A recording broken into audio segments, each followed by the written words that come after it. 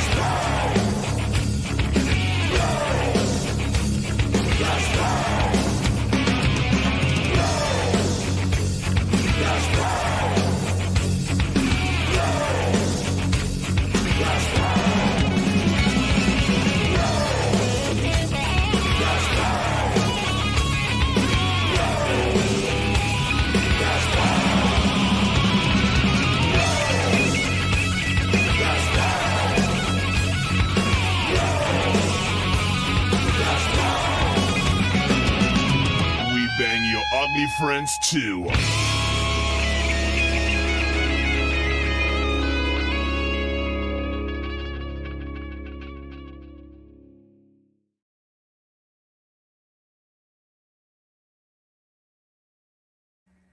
All right, welcome to another edition of Bleachbangs Music, and we've got Paul McCoy from 12 Stones. What's going on, my brother?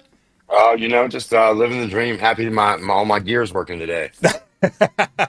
Trust me, we know the feeling. It's either the camera doesn't come on, the microphone's it's connected, but it's not really connected. Something every time. Yeah, every time. So That's probably the curse right there for the show too, because everything seems to be functioning currently. So. Exactly. I know that's the worst feeling ever when things are going all too well. Yeah, you start getting paranoid looking over your shoulder. It's about to happen. Well, I'm Randy, and I am in Oklahoma City. I am John. I'm in Topeka, Kansas. Very cool. And I'm Paul, and I'm in Covington, Louisiana. Heck yeah. Beautiful state. Scary state, but it's just we went up there to New Orleans and went out there on one of the little tours of the swamp, and that's some freaky stuff out there now. We can get people lost real quick out here. Heck yeah. Oh my gosh. So 26 years. How does that happen, man?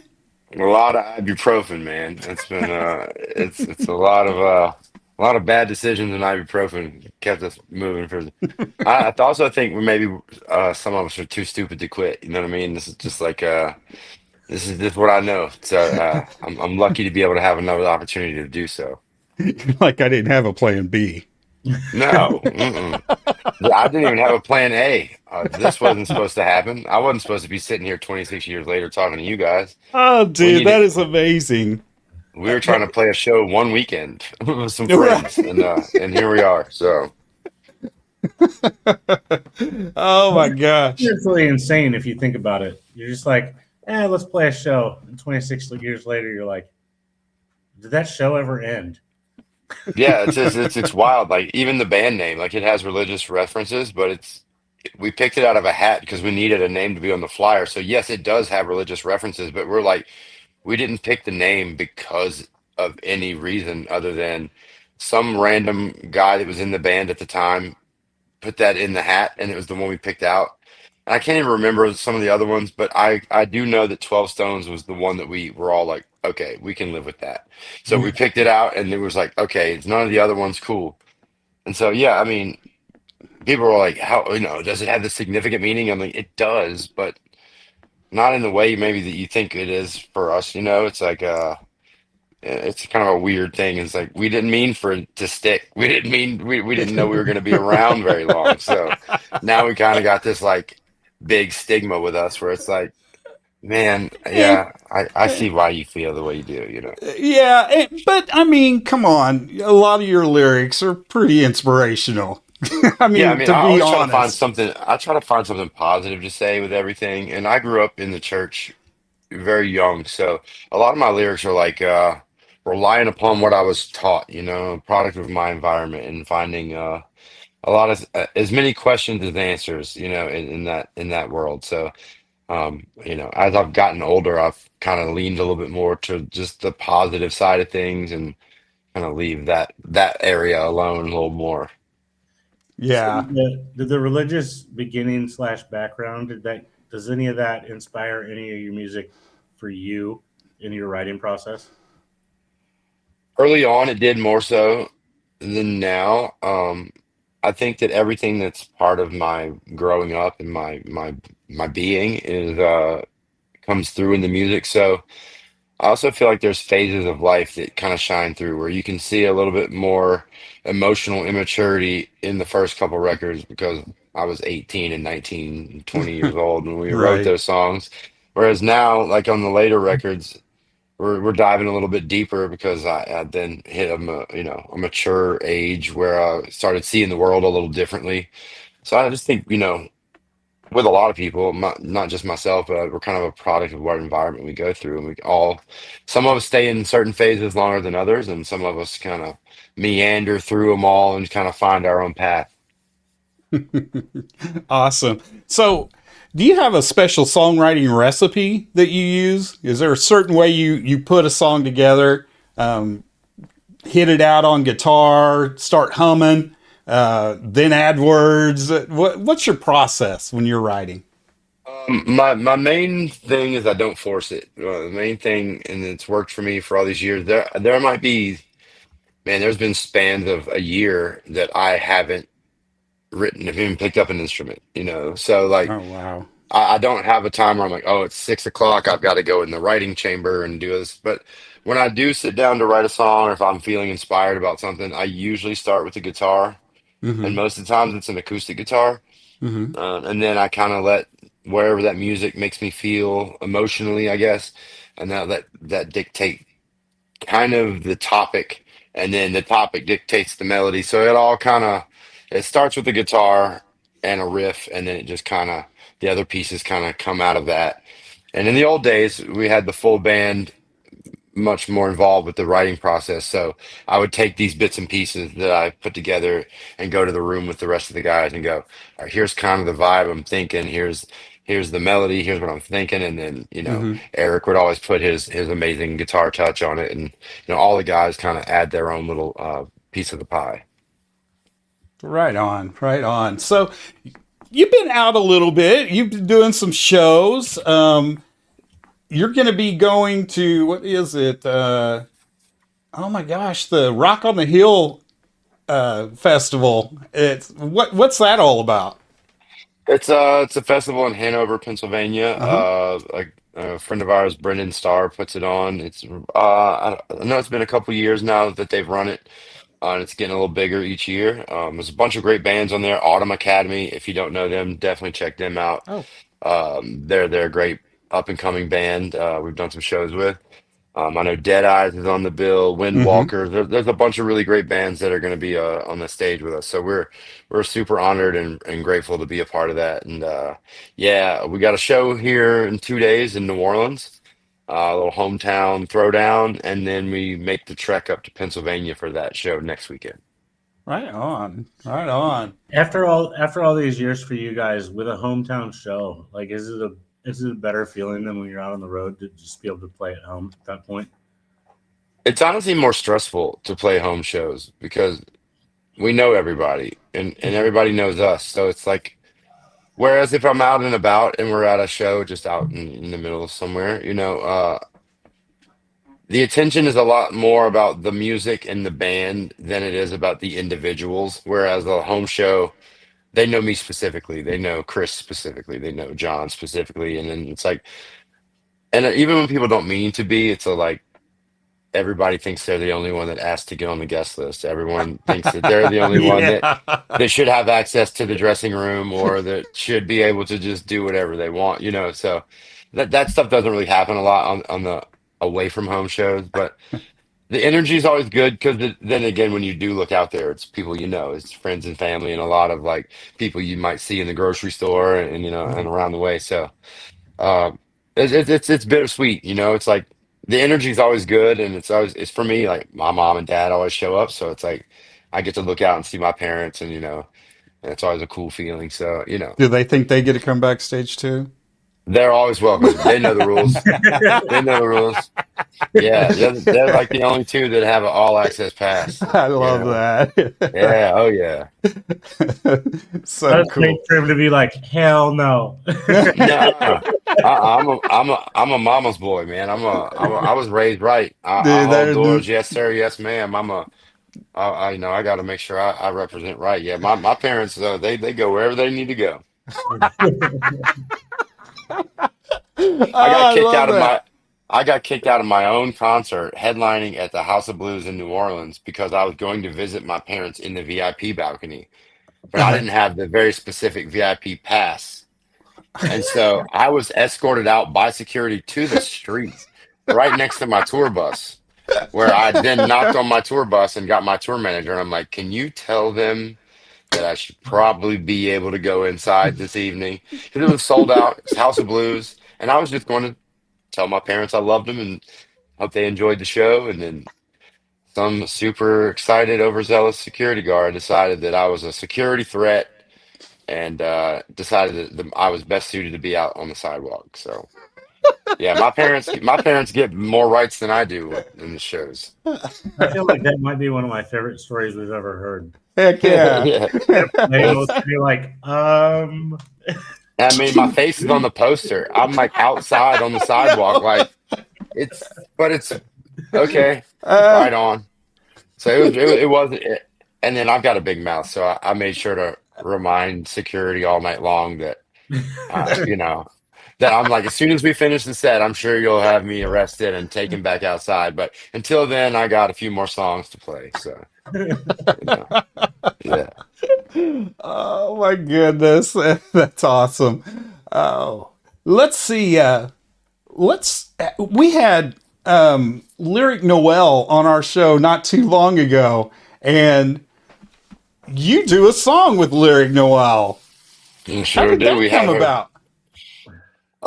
well, we did a couple of songs with this record label called Judge and Jury, Uh and huh. it's Howard Benson and Neil from 3 Days Grace formed a record label.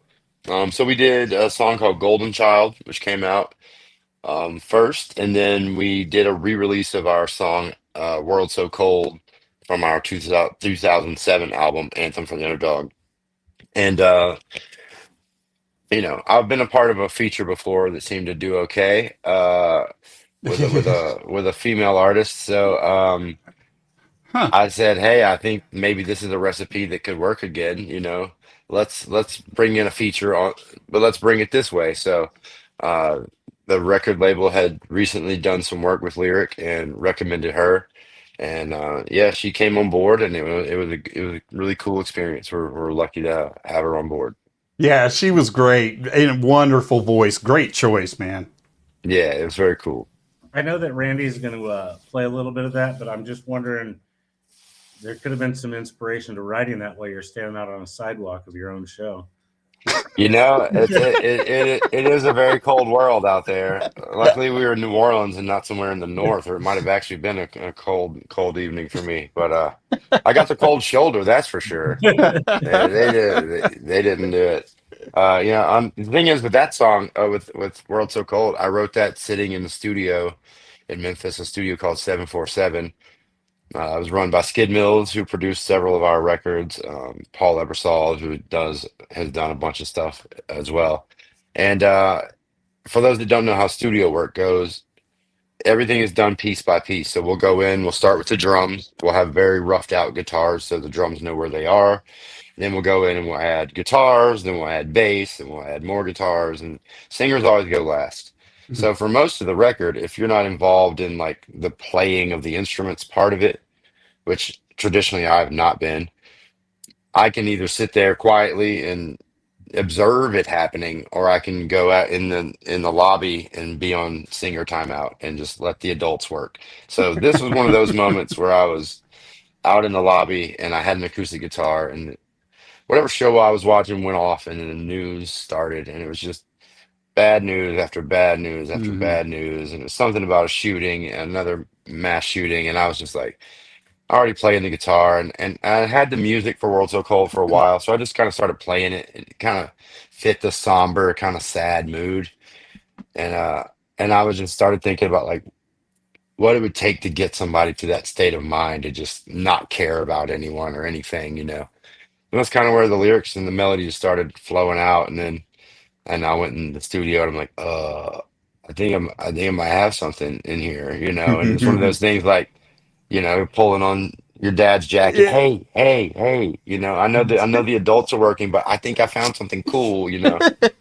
So they finally obliged me and came and checked it out, and everybody felt the same way I did about it when they heard it, and they felt that it was powerful and relevant, and even here, you know, Hmm. almost 20 years later, it's unfortunately just as relevant. You know, it's one of those things, one of those bittersweet moments where I'm like, I wish a song about this topic wasn't still relevant. You know, Yeah. I wish it's one of those things where you're like, remember when it sucked really bad all the time, but now it's like, yeah, like yesterday and today. It's just like it's it's still relevant, unfortunately. Right on.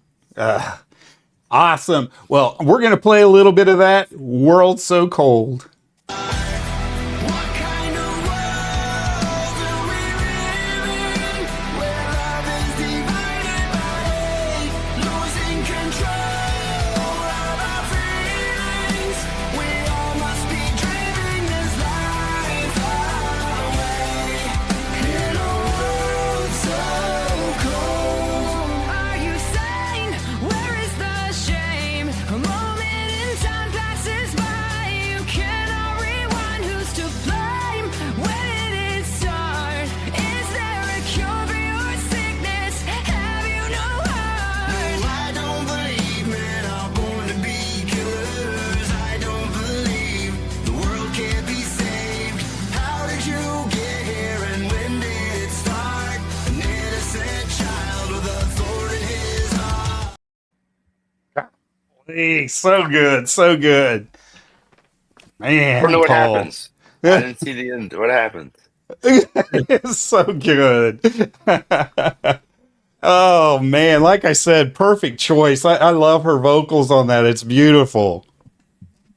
Yeah, yeah, Yeah. she's very talented, and I know she's got some new material working out right now as well, I believe. So, That's uh, awesome. So you were talking about another collaboration you had.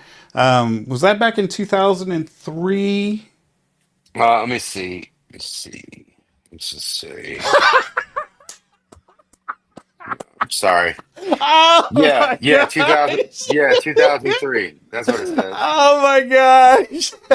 It was hard to see at first. Yeah, It that was was shining in beautiful. my eye. I couldn't see too good. Was That that was as you held that in your hand? Is that like a dream, like Yeah, it's wild.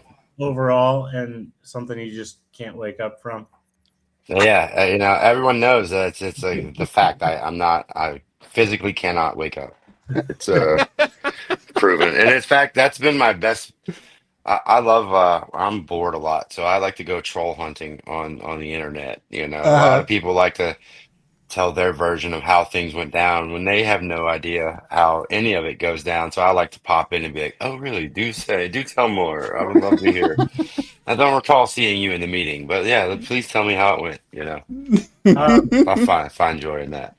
and for anybody that may not know what that song is for, if you'd like to elaborate to the world and how that came about, we'd love to hear that story too. heck yeah. Yeah, I mean, honestly, the truth of it is I was a stupid kid that joked my way into a life-changing event. I've always found humor in uncomfortable moments and trying to break the silence with just even more awkward situations. So we were both Evanescence and 12 Stones were on the same record label, Wind Up Records. We had released our first record in 2002.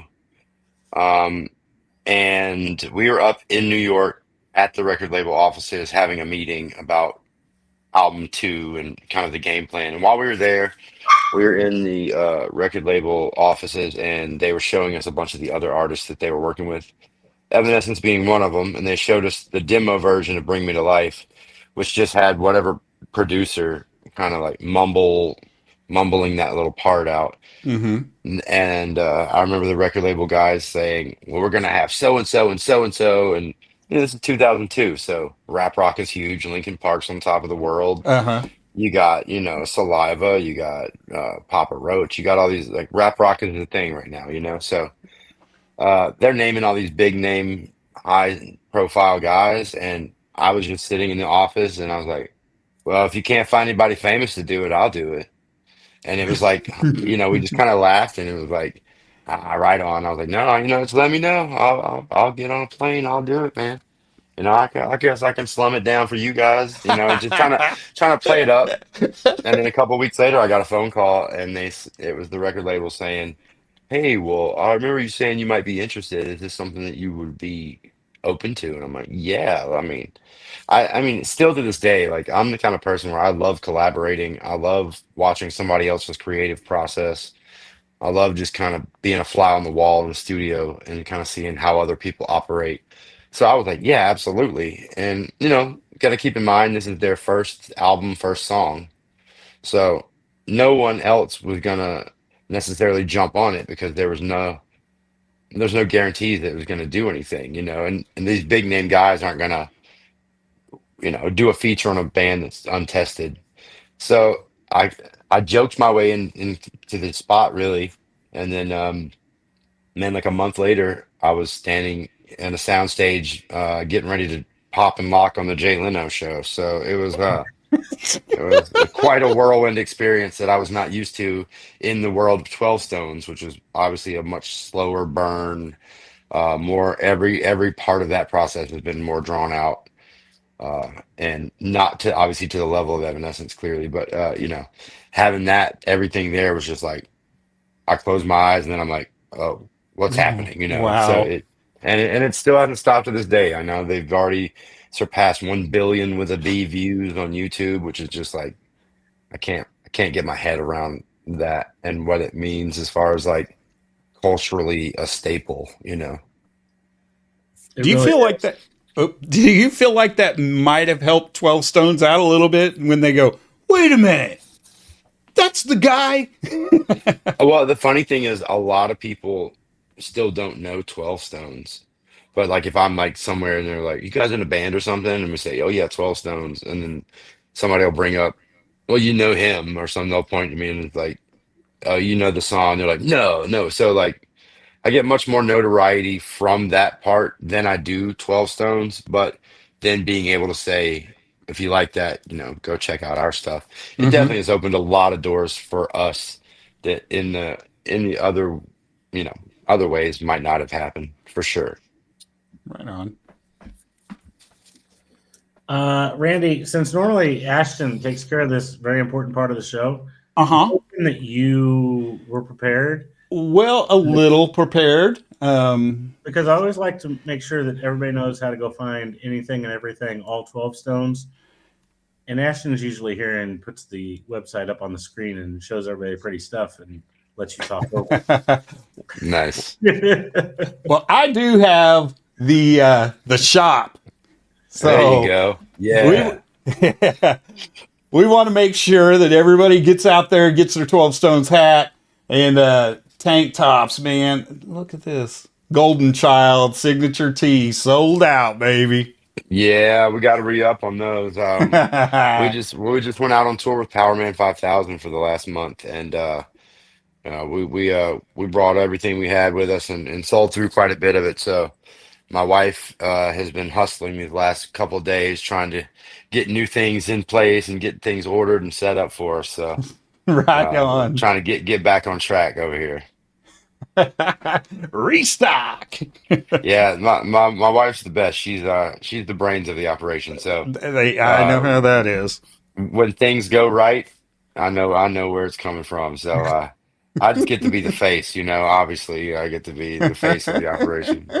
She keeps you between the lines. No, please, yeah, absolutely. I know my place. Oh, that's awesome. So you've been featured on Scorpion King, lots of WWE type stuff. How did you get in with that? WWE had a great relationship with Wind Up Records when we were signed to them, and the creative music director for WWE personally had a lot of connections with Wind Up. So if you look back, you got a lot of Seether, Drowning Pool, a lot of the bands that were on Wind Up had a lot of WWE intermingling. So we were very fortunate to be able to work with them, and we wrote a song after hanging out with the Navy SEALs in San Diego. We wrote a song about the military, and then WWE heard it and used it for the Nexus song called "We Are One." So it just fit the scenario because it was a group of wrestlers that came to be one group, and it was a cool story concept. So my guitar player John is like a diehard wrestling guy, so he definitely knows a lot more of the lore than I do. I too recall the Nexus. Like Slater was on there, Heath Slater, and Otunga, who's also an attorney, but he was a wrestler at the time. Yeah, I know some. Nice, nice. Yeah. Yeah. Yeah, we Uh, got to sit behind Jerry Lawler while they were announcing, and in commercial breaks, we got to meet one of the camera guys was actually a 12 Stones fan, a guy named Rico. Shout out Oh, Rico. cool. And after the event was over, he asked if we wanted to go check out the area, so he brought us backstage, and we got to go meet a lot of the wrestlers and see the production trucks, and like I'm still friends with Rico to this day. So we've been to a couple different events just to go hang out with him. So Heck yeah. Hey, John, yeah. there's even some affiliation with NFL or NHL. So John's a huge hockey Wait, hockey fan hold as on. well. I want to wait until how it's linked before I say anything positive or negative. Yeah, it's true. It depends on whose ice time it was. I know we got to go perform for the Tampa Bay Lightning, and I got to actually go down on the ice and start I got to say let's play hockey with the whole arena, and man, them dudes are big. There's some big dudes, especially when on the lift from the skate. I'm just Oh, standing down Oh there, and absolutely. they're just yeah. whizzing by me. I'm like, that dude's 7'5", and he's like a linebacker, and he's just gracefully, just demolition style coming on through. I'm like, man, I can't imagine getting walloped by one of them dudes. And they do it on a nightly basis, and it's crazy. Yeah, I'm my original drummer Aaron, diehard hockey fan. So I spent a lot of time watching hockey with him and on the bus, but way back in the day, a whole bunch of times, and so yeah, I love it. I love a good competition where you can be like, all right, let's settle it there, bud. Yeah, You know what I mean? I like the fisticuffs being a legal addition. Normally, I would promote and say something about my team, but they absolutely sucked this year. So So uh, they're in timeout. they're definitely on the bench now because they're not. Well, I think well, they who were are in like the third week of the season, really, because they were that bad off. Like, who you got? I'm a Blackhawks fan. Okay, there you go. That's good though. Uh, I always played the Blackhawks on the NHL games and on the videos in the back. My drummer is a diehard Penguins fan, so Uh, we spent a lot of time watching Penguins games. But yeah, sometimes I go to the zoo just so I can boo the Penguins. there you go. I respect it. You know what I mean? I I'll be yelling at birds because of the Atlanta Falcons, so don't worry about it. We're in the same boat. Absolutely, I get it. Oh my goodness. Well, thank you, Paul, so much for joining us tonight. I know we were going to have you on a couple of weeks ago, but you were in Dallas traffic or something. Man, here's the situation. We don't have a crew, so my wife is our only crew, and God bless her, she's an amazing woman, and she does so much for us. But she's only one human being, so whenever we're going, we drive, we load the trailer, we unload the trailer, we set it up, we sell the merch, we do it all. So like when times come, I'm like, oh, the interview, I'm like, oh no, I got like 4 more hours of this drive. We're running late for the shit. It's just pandemonium. Life is chaos at times. You know what I mean? So Oh no, it was all good. I mean, I couldn't wait to have you on the show. I mean, a lot of people you know, I've known about you guys for at least 10, 15 years. And a lot of people are kind of like 12 Stones. And I told my wife, I was like, we're going to have 12 Stones. She goes, they're on my playlist. Nice, nice, All right. nice. I truly believe Randy when he says 15 years because I feel like he's been telling me for 15 years, hey, 12 Stones. I'm like, I know you. Yeah. Hey, I love it. Thanks for rocking the support for so long. It's a nice tribute to have because we're at the point now where we're meeting a lot of new fans, which is great. Because we've been around 25, 26 years. So when people are like, I never heard of you guys before, I'm like, that's awesome. That means we're moving in the right direction. So we're always happy to have New Year's come and hang out with us. And our live show is it's as high energy as we can be. I'm about to be 45 and my brain still thinks I'm 19. And I go Yeah. out there and my goal is to kill myself every single night by giving all that energy. So if you have a chance to come see us live, please come catch a show. We'd love to see what you think. Right on. Thank you so much. And I'm glad we finally got to meet you, talk to you, and see what the heck you got going on. And I knew the stories were going to be good. I Well, love thank you for your patience and thanks for having me on. I really appreciate it. You bet. You got it.